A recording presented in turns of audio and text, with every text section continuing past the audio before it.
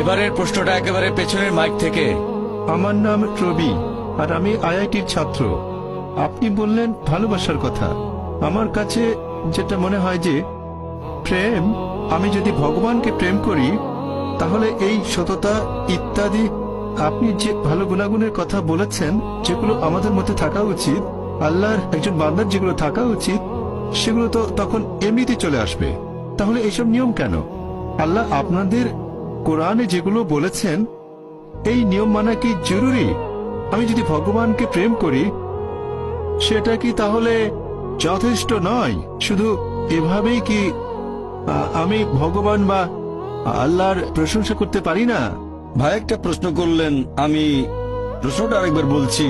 আপনি বললেন যে ঈশ্বর ভালোবাসেন আর মানুষ ঈশ্বরকে ভালোবাসেন, আর ঈশ্বরকে ভালোবাসলে যে সব গুণের কথা বলেছিলাম, সততা, দানশীলতা, এগুলো অটোমেটিক্যালি চলে আসবে।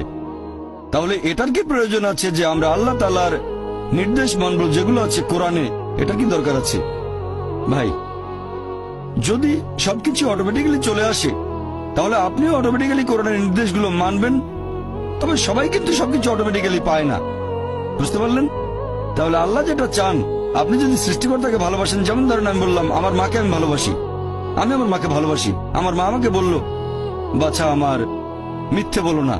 আমি বললাম মাকে ভালোবাসি, কিন্তু মিথ্যে বললে ক্ষতি কি? আমার মা বলল আমাকে এক গ্লাস পানি দাও। মা, তোমাকে খুব ভালোবাসি, তোমাকে পানি খাওয়াতে পারবো না। আমি অসুস্থ, কয়েকটা ট্যাবলেট এনে দাও। মা, আমি তোমাকে খুব ভালোবাসি। যদি আমার মায়ের নির্দেশগুলো না মেনে চলি, তাহলে এই ভালোবাসা দিয়ে কি হবে? এটা মূল্যহীন, শুধু মুখের কথা। সেজন্য আল্লাহ পবিত্র কোরআনে বলেছেন সূরা আনকাবুত অধ্যায় নম্বর 29 আয়াত নম্বর 2, যদি শুধু মুখে বলো ঈমান এনেছি, আল্লাহ তোমাদের পরীক্ষা করবেন। যদি বলেন আল্লাহকে ভালোবাসেন, আমি আল্লাহকে ভালোবাসি, আল্লাহ এটা ছেড়ে দেবেন না, অবশ্যই পরীক্ষা করবেন।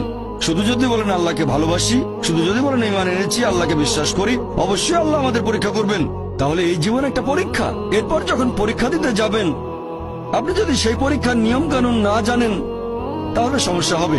যেমন ধরেন আপনি একটা পরীক্ষা দিতে বসবেন, প্রথমে আপনি দেখবেন সেই পরীক্ষার সিলেবাসটা কি, তারপর সেই সিলেবাস অনুযায়ী পড়বেন। এখন আল্লাহ বেশ কিছু কথা বলেছেন, আমি আপনার সঙ্গে একমত।